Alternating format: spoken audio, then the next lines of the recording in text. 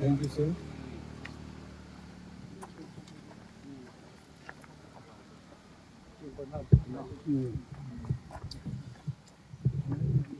Persona taudri gada uzagi mahut sil laga.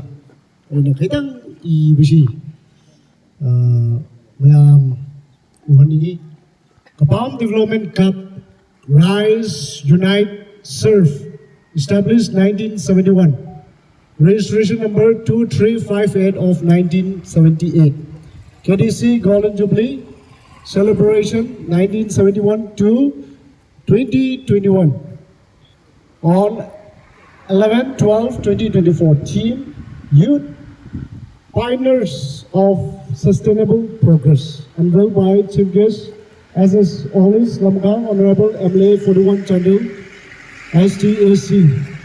Guests of Honor Timur Dow Ugunga, DVC MSME PCI, in charge Manipur Nagaland.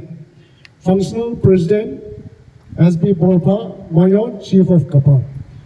Dedicated by Pastor Reverend Dr. Adosun Khatu. Hajiti Shihi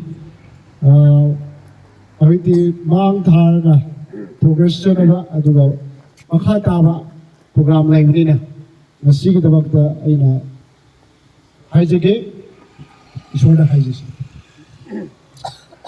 Sergal Malam Semi by Paisor Lamkai Latana Takachi Nasi Numid Habsi Apana Shukau Koridaba Nang Huibushi Narga Nasi Golden Jubilee Pangtopangamba Sida Leiba Mi Pumnamaksi Ishora Bor Pibire Aduga Koina KDC Kapam Development Club na Moina Howidigi Nasi Power Loina Bibi Dabata Ishorbu Mamhali Dara Tagache Nangi Tauzan Nangi Nusina Maramoidara Moy a long journey, a suffering and a gratitude Nang Naksem Biba Simakai Uriga Pibu Ishorbu Tagatabangamde Adong Nasi Hara Nishinga in among the Lunkin Liba say, Asi Uraga, Ishorgi Matimugun Mangandu, Wendu, Hadna, Yoshenba, Minai, Ahana, Kutangalaga, Asi Ishorgi, faithfulness and gratitude and mercy and grace, Ibzi, Hazarda, Ishor Kuja Kadashi, Jesus Christ, Amen.